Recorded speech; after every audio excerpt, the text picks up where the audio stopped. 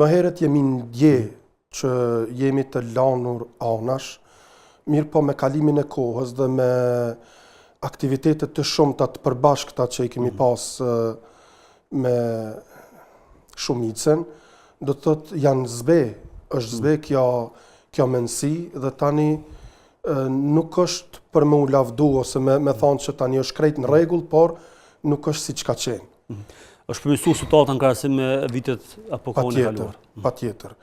Do të thotë na kemi edhe kontakte me shumë vëllezër, me shumë hoxhallar të cilët janë nga shqiptarët dhe mendoj në mesin atyre nuk ndihemi që jemi një komunitet tjetër, nga se e dim që jemi vëllezër musliman.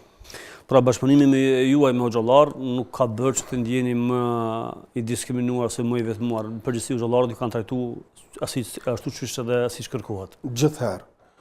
Gjithherë duke filluar nga fillimet e udhëzimit që kemi qenë në mesin e hoxhës tonë të nderuar profesor Dr. Shevqet Krasniqit, i cili mund të them se zëri i tij ka hyrë në çdo shtëpi të familjet e komunitetit.